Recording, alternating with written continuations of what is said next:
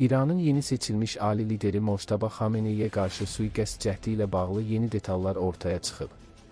Telegraf nəşrinin məlumatına görə Mojtaba Xamenei bunkerinə edilən zərbə zamanı hücumdan bir neçə an əvvəl çölə çıxdığı üçün ölümdən son anda xilas olub.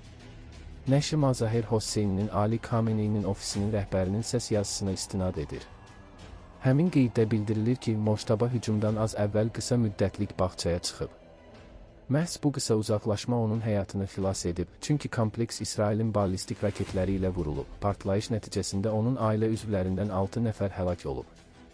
Ölənlər arasında atası İranın keçmiş ali lideri Ayətullah Əli Xamenei, anası, həyat yoldaşı və oğlu da var. Məlumatlara görə, o, raketlər yaşayış yerinə düşməzdən bir neçə saniyə əvvəl bir işlə məşğul olmaq üçün çölə çıxıb. Hosseyni güya bildirib ki, əməliyyatın məqsədi Xamenei ailəsini tamamilə məhv etmək olub. Bunkerlə yanaşı, digər əlaqəli obyektlərin də hədəfə alındığı deyilir. Bunlara Mojtabanın evi, kürəkəninin iqamətgahı və qardaşının evi daxildir. İran daxilində onun sağ qalması bəzi insanlar tərəfindən ilahi müdaxilə kimi qiymətləndirilir. Bu arada 13 martda ABŞ Mojtaba Xamenei və İslami Revolusionari Mühafizə Korpusunun yüksək vəzifəli üzvləri barədə məlumat verənlər üçün $10 milyon mükafat elan edib. Eyni zamanda, ABŞ prezidenti Donald Trump Xameneinin hələ də sağ olub-olmadığını açıq şəkildə sual altına alıb və onun ictimaiyyət qarşısında görünmədiyini qeyd edib. Bu qeyri-müəyyənlik mediada müxtəlif ehtimalları gücləndirib.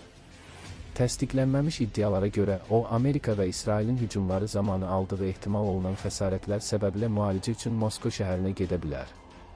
Bəzi məlumatlarda onun hətta Kremlində yerləşən bir iqamətgahda qala biləcəyi iddia olunur, lakin bu məlumatlar təsdiqlənməyib. Mojtaba Xamenei 87 yaşlı Əli Xameneinin öldürülməsindən sonra İranın ali lideri təyin edilib.